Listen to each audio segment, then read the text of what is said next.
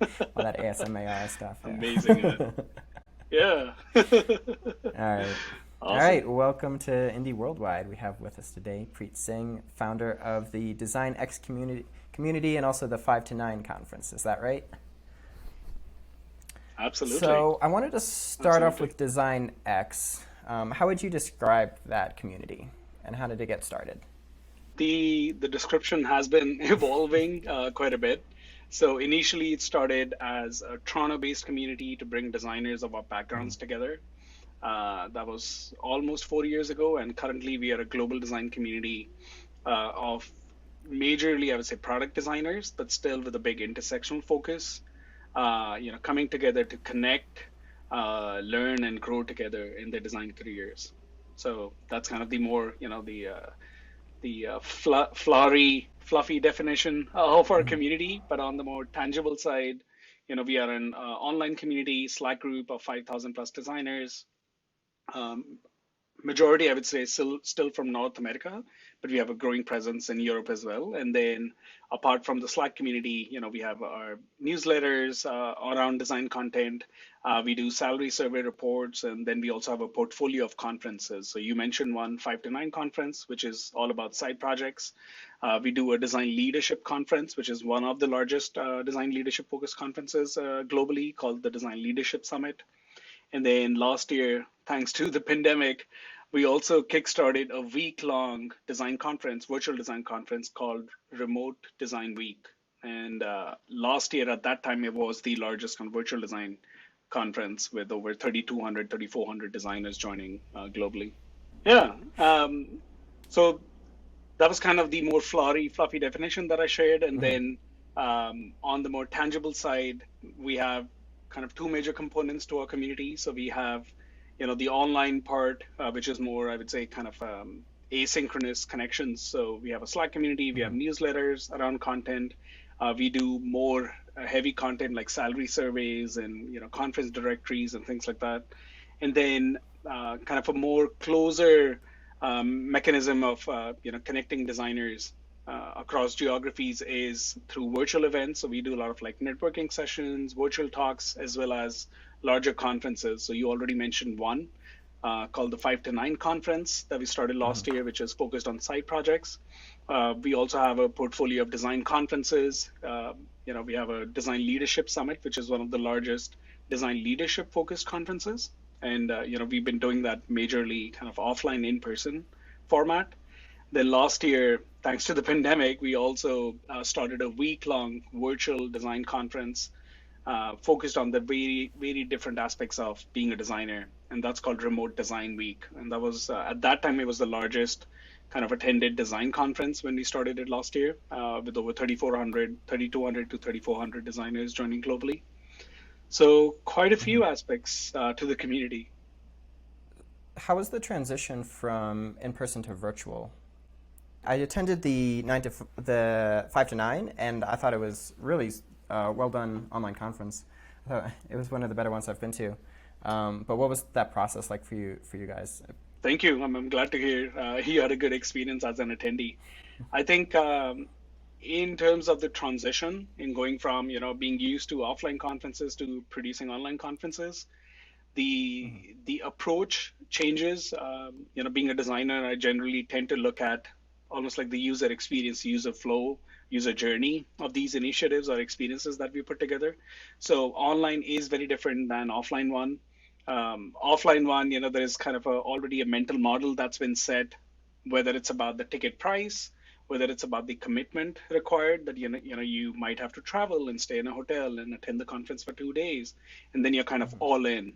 Whereas in virtual, even though you might really like the speakers and the content, it's still usually for most folks, it's one of the things that you'll be doing that day or for the duration of those few Mm-hmm. days when the conference is happening.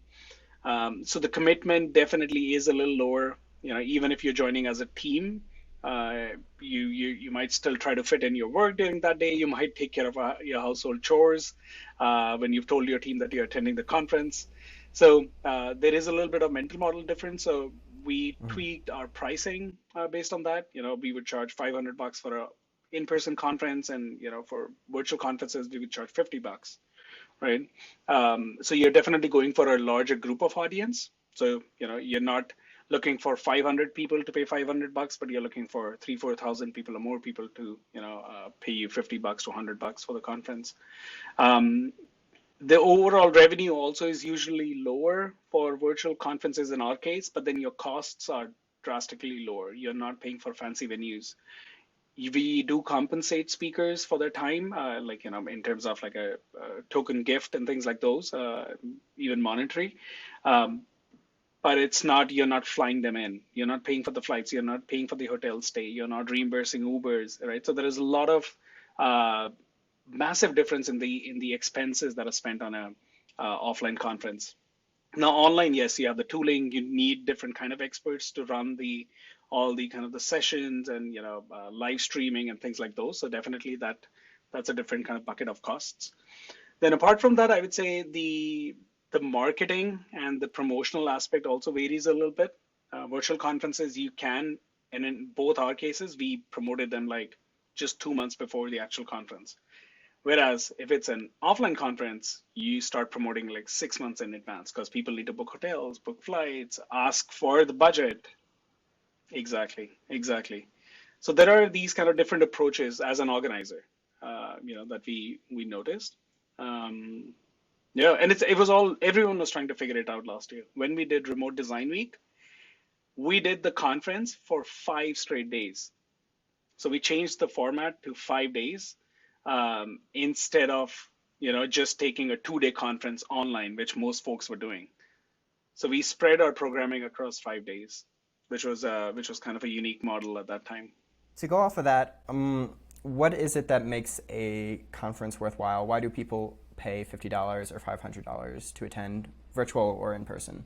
I would say the story that we tell ourselves in justifying the budget is usually that I'm going to get a lot of learning out of the content at the Mm-hmm. conference. It's the speakers that I'm going to listen to.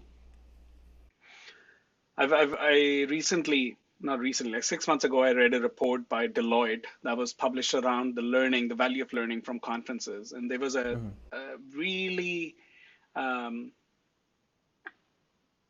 there was a really surprising data point that out of the total budget that's spent on on employees attending conferences globally, which is like some crazy number, um, only 5% of it is actually returned back to the organization. Like the return on investment in terms of how much learning then trickles back into the organization, into the team from the person who attended the conference is less than 5%. And that's usually because you go to the conference, even though you're excited about the content, you can only listen to so much content in a day and retain it and process it and analyze it and think Mm-hmm. how that impacts your organization. So usually conferences are a good morale booster too. You might have just 2, 3 strong takeaways from the conferences, but it's more of the energy that you get from being there, being with other people that are also kind of going through similar struggles. Um, that's that's uh, that's really helpful from a content perspective. Now, usually what ends up happening is that the more intangible value that you get from the conference is what usually justifies, this whole convention of investing in attending conferences from an employer's perspective or an individual's perspective, which is more about the conversations and connections Mm-hmm. that you're going to make at the conference.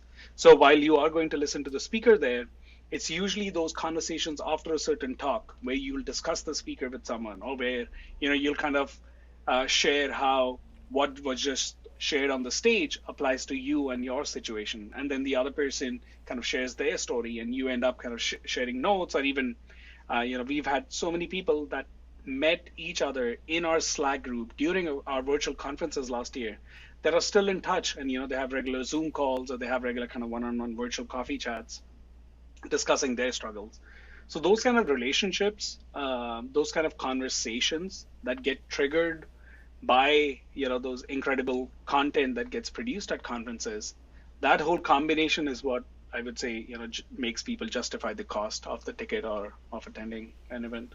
From like the user psychology point of view or the customer, do you Mhm. think they are more buying the ticket for the knowledge or buying the ticket for the connections? Like, are they aware that there's a difference Mhm. between kind of um, surface level value of the Mm, conference as far as like, oh, these are the cool speakers. They're going to talk about these topics that are useful to wherever I work, versus the kind mm, of more intangible, like, I want to make friends yeah. aspect of it. Yeah. How much of that do you think is like conscious versus subconscious? Yeah. Again, just based on our experience, I would say most folks who are attending kind of our DesignX conferences for the first time, they do come in for the content and then they stay for the community, right? So they're coming in because they saw the great speaker lineup. So those are, again, the photos of the speakers are still the Mm-hmm. strongest hook. But then the reason that they are coming each day out of the 5 day conference is not because of just that one speaker, but it's because, because of the energy in the community, Yeah. how people are discussing things and how the networking sessions we are having post every talk. So those kind of things are what I would say keep bringing people back. Yeah, so definitely that psychology. They come for the more tangible stuff that they can see and justify the Mm-hmm. value for, but it's more of the intangibles that I think have them excited even once the conference ends, and then attend again next year. And I think too, even on the intangible side, like if you're the veteran conference goer and you know you're really going to shake hands, by seeing the pictures of who's going to be speaking, that informs you of who you're going to meet at the conference because you know what kind of Mm, people are going to want to hear from what kinds of speakers. And mm, so mm, either way, the same marketing um, attracts the can attract both types of consumer. mm. Very true. Um, Yeah. so, are you? It seems like you're full time on this right now, right? On conferences and the DesignX community, and we Mm. might be frozen again. Oh, really? I can see you. I just thought I'll So, refresh. I could hear you. okay, no worries. I just want to take it back real quick, actually, to the finance differences between virtual and in person. I'm curious if which one ends up being more profitable once you take into account like the difference between expenses and everything. Yeah, I would say we are still trying to figure that out. Based on last year alone, in-person conferences are still, more uh, like much more enticing in terms of revenue and Mm. profit. Uh, and the biggest difference we noticed, it's not even just about the tickets. So we've, of course, like we try to make our community initiatives as accessible as possible. So, but that's not speaking on behalf of all virtual conferences. That's just us. Mm-hmm. So that's why we kept a 5 day conference with packed schedule, packed speakers for $50, right? And we had our audience members telling us like you could have charged more, but then at the same time, that's why we had people from India, Pakistan staying up till 3, 4 in the morning to attend the conference, right? So that was really, really incredible to see and really motivating for us as a team. Now we've seen conferences not budge their price even though they've gone virtual. So they were charging $1,200 for in-person conference. They're still charging $1,200, and maybe that model works as well. Um, the main kind of revenue difference or the factor that caused a big revenue difference for us, I've seen, is in terms of sponsorships.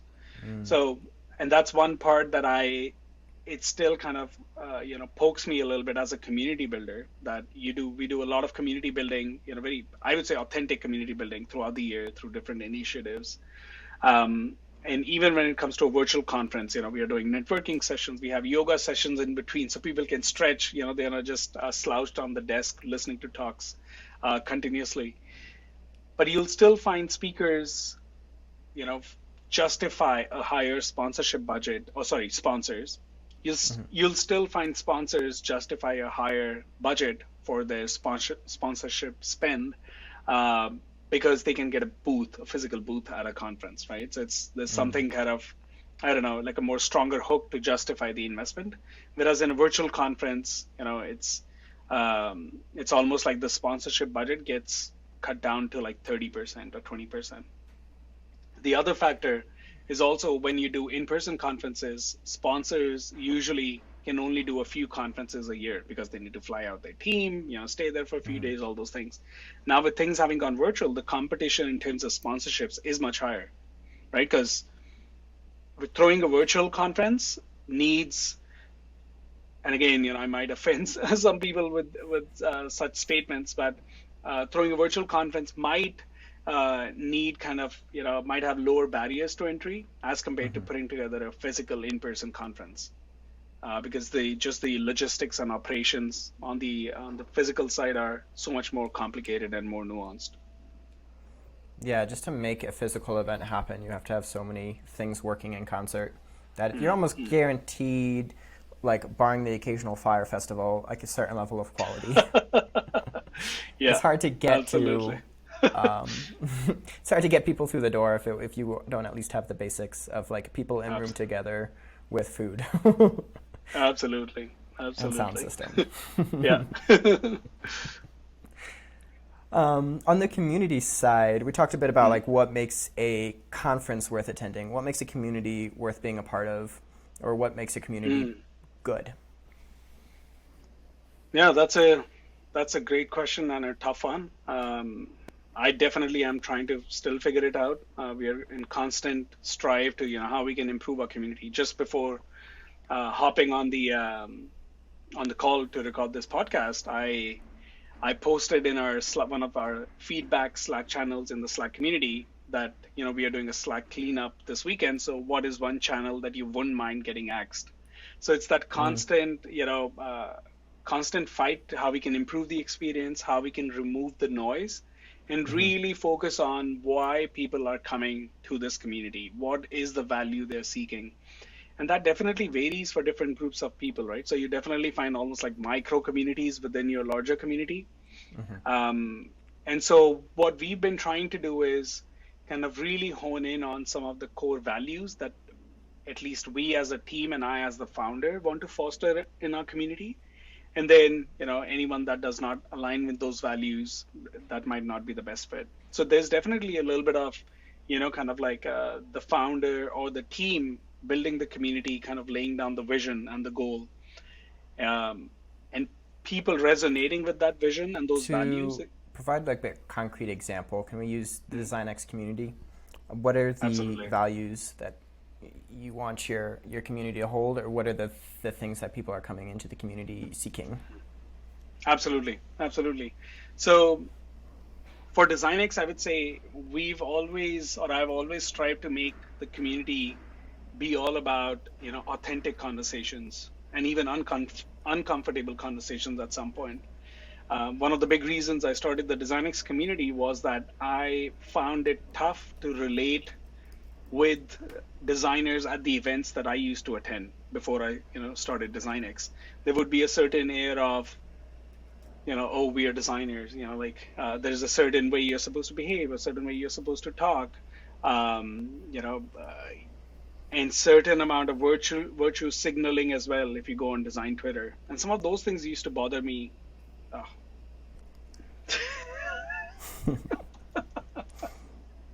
Okay.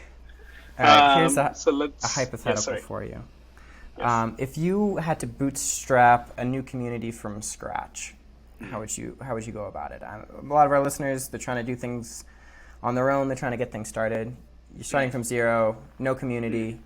Mhm. What's day one look like? How do you build a community from scratch? I would say day one, you need to really identify, what brings those people together. I don't know where I read this quote, but it was about that, in order to create a room, you do need the walls and the door, right? So there needs Mm. to be some kind of constraint that brings those people together. For us, when I started, it was designers being in Toronto. So there was a geography constraint, and that's what, made the Slack invite a little more appealing for those folks. So Mm. if you're starting a community for, say, developers, don't just be like any developers. Go as niche as possible because you can always go wider later. So if you're like, okay, WordPress developers, then, don't just make it about WordPress developers, but you go even further niche. Is it the geography? Is it, what do those developers do? Are those WordPress developers that make custom themes? Okay, yeah, that sounds pretty enticing. And that's, so you kind of really identify your niche, do your research on finding out how those people are already connecting or resolving that urge to connect with like-minded folks. So Mhm. communities are not that much different than building your own product or SaaS platform. It's kind of a similar mindset that you're looking at how are people, what problem they have, how are they currently solving it, But I would say community has a more, you are not looking for kind of tangible gains right away, right? So it's a Hmm. little more kind of long tail, um, vision, and sometimes there are no tangible gains than just creating value for everyone and not just for, the founder. So day one, that's what I would say. Start with your research, own the niche, and then put up a forum, right? Much like you would do for a product, and see how many folks are interested. Go into, wherever you find that audience, Hmm. um, and see if people are interested. Now, one thing I did with DesignX, which also really helped, was kickstart with an event, because not everyone needs to start a Slack community. Like, community platforms like Slack or Discord or anywhere are a lot of work, and I'm sure you run a Slack community, and you put a lot of everyone as the community kind of curator. You need to invest a lot of Hmm. effort, and you don't find the engagement always consistent, and that can be really discouraging. So I would say, rather than taking on the commitment to start something that's always on, like a Slack group, start with an event. Find leaders in that space who are interested to talk about the topic that you're looking to build the community on, and just do one event, do one webinar, do one virtual talk.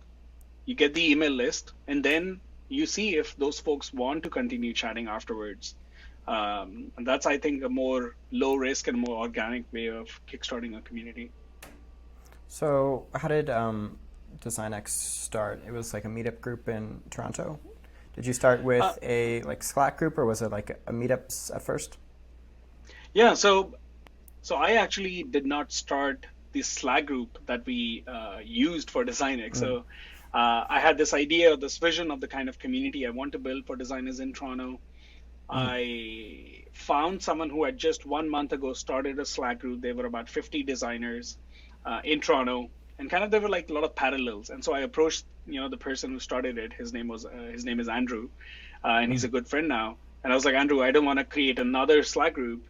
I like what you're doing, but this is my vision. Like, let's collaborate. And that's what happened. And I joined the Slack group. I started, helping him curate the conversations, and then kind of took more of ownership there. And Mm. then I think once we hit 100 people on Slack, I was like, let's meet up. Let's meet up in person, and let's talk about, the state of design. And that meetup, even though it was a very kind of organic, evolution from moving from Slack to meeting offline, I approached a few leaders in Toronto, and they were like, people at the top, like really well-known agency leaders, enterprise leaders, and startup leaders. We were doing a panel discussion, and all three of them said yes.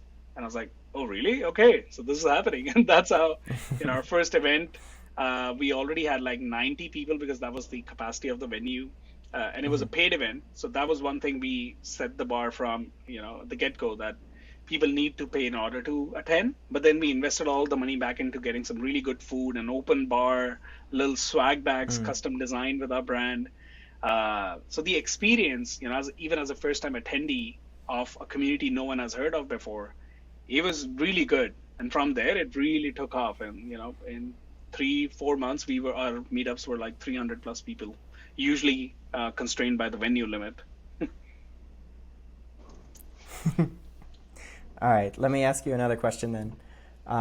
Well, I just wanted to actually point out that um, what you did, finding an existing Slack group and then collaborating, I think is a really useful story because a lot of people will want to start something and they'll see that there's others in their space, even really young people, like really young ventures trying to do what they're doing, and they don't think to collaborate. They get scared off right away. So I think that's a really powerful anecdote that you don't have to start everything from scratch. It's okay to reach out to like the existing players and try to collaborate, and it can be a big leg up.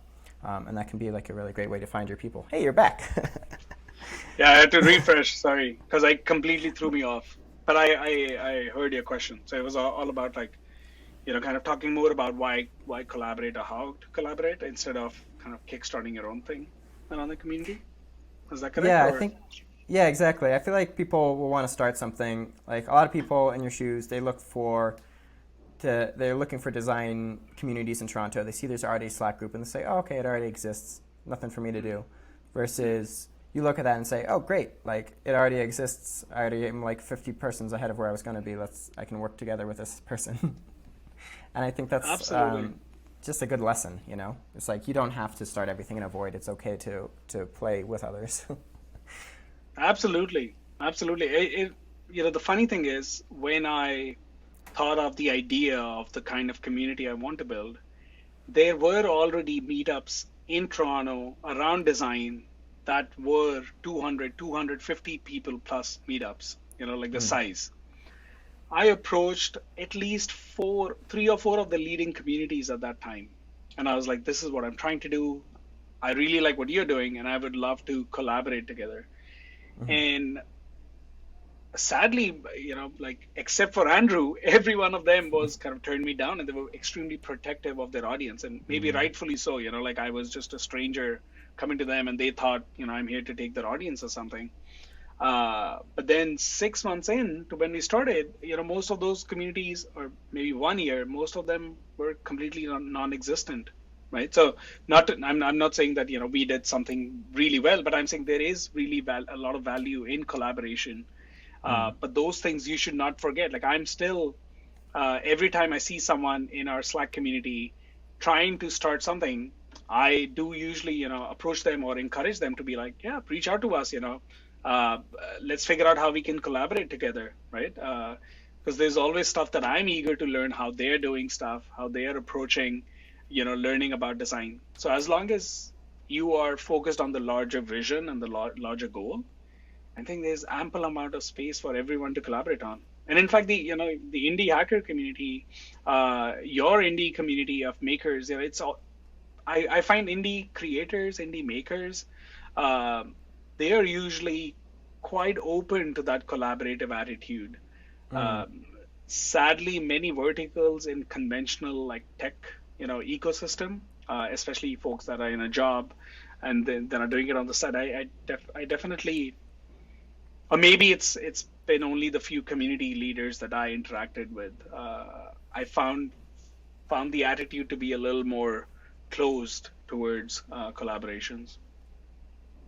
It's hard to even get somebody to like do work for your vision unless they are also motivated by their own.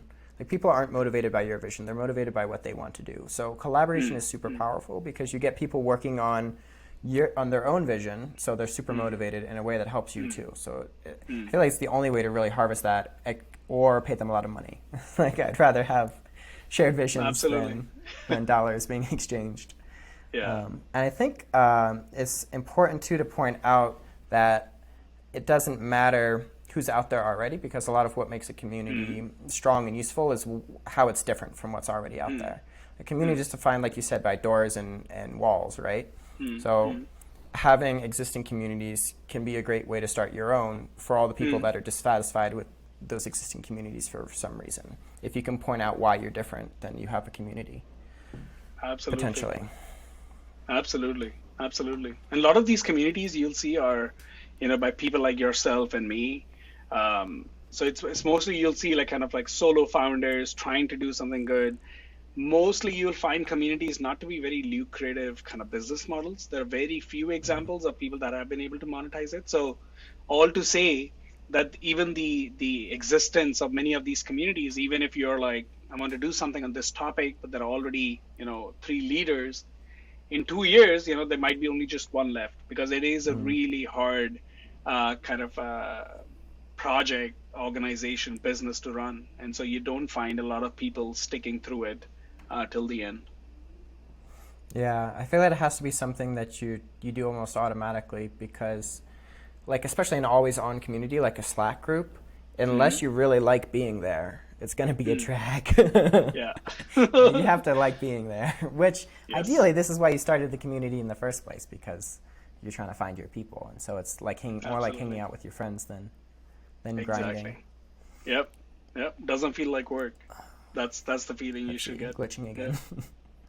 Um, all right, how about on to the conferences? So instead of having like one gigantic DesignX branded conference, you've got like a series of conferences. Are these all, do you consider them all part of the same thing, or are the conferences in their own bubble apart from DesignX? Where's the interface?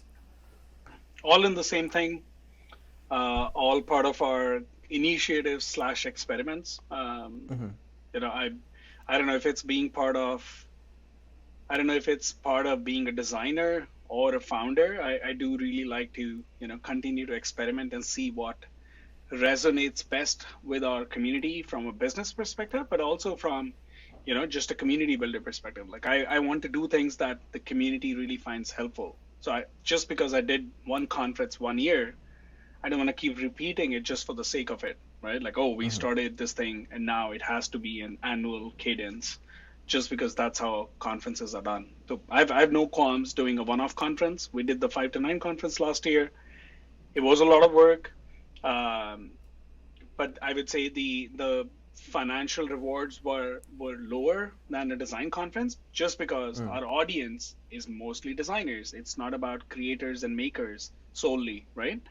But I really enjoyed it, and I think that a lot of people that attended from our community found it really valuable, right? So if this year, our folks are like, we want to learn about something different, more intersectional, and maybe it's more about automations or no code or something else, Hmm.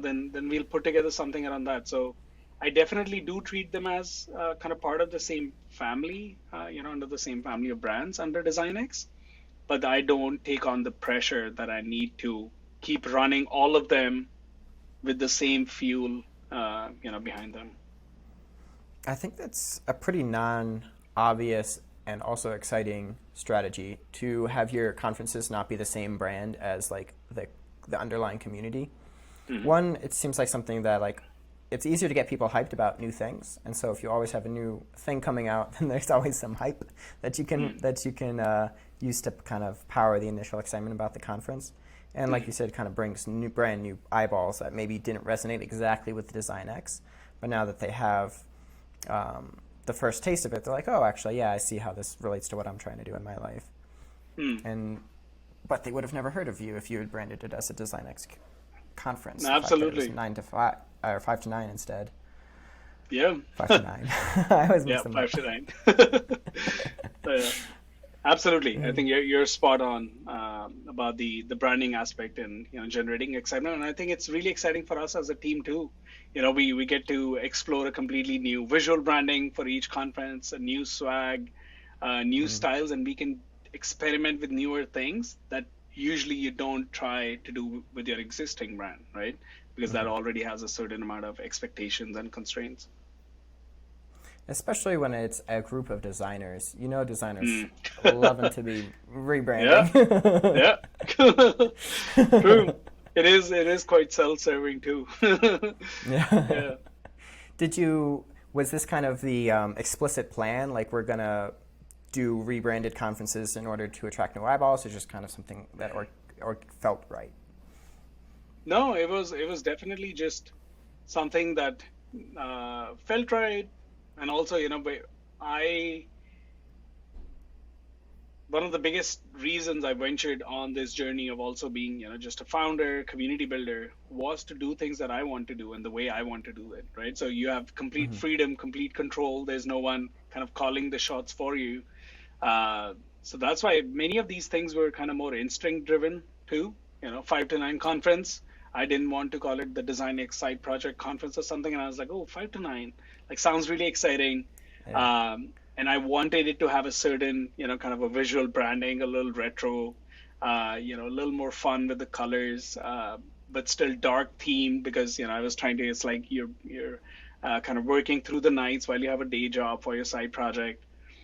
So a lot of those things we try to reflect in the brand. So yeah, definitely not as strategically intentioned, Hmm. but more kind of organic ways of approaching it.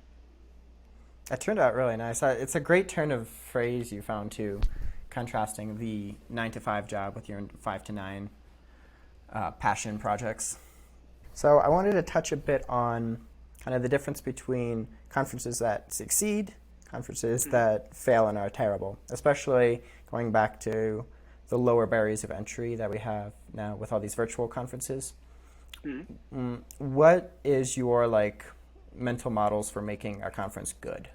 I think the mental models for us are Definitely always starting with great content. So whatever theme you're picking, the content, because that is going to be the biggest trust building aspect of an audience member buying a ticket, purchasing a ticket, or even kind of justifying it to their employer. So getting great speakers in, really important, to make sure that the content delivery is great. Uh, Secondly, trying to make sure the entire experience of the conference also has ample amount of time for very kind of like natural conversations and connections. So whether it's making sure the platform has different ways for audience members to interact, use jiffies or emojis and things like those, so it does feel like the excitement is there even though it's a virtual conference.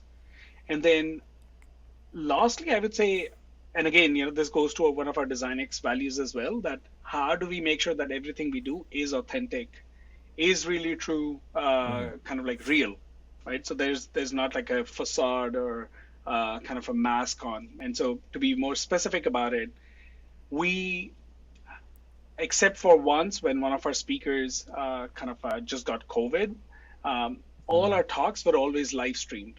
We never pre-recorded our talks, even though it would be much more cleaner. You would not have AV glitches. You could make the slides really well designed if you're pre-recording and pre-editing the talks. We always kept them live because we really wanted to mimic the experience of an in-person event. When you go to an in-person conference, you do have AV glitches. You do have the speaker pulling on a slide and then maybe pausing for 1 minute, Mm-hmm. to remember what they were going to talk about. So all those real moments, we try and keep the conference again authentic. So that's really important for us. Um, I find myself, stuttering when I'm hosting the conversations in panel discussions during a live conference. We are running late many times when we are doing again a virtual conference. But again, all of them reflects, kind of the authenticity, and and then those are the kind of people that also end up attending our conferences that do find that they appreciate it more, right? They find it more Mm-hmm. relatable. Um, yeah, and that's again, very, I would say, very um, uh, kind of a self-driven or self-fulfilling kind of approach, because it's just how I want to build the community that I follow this approach.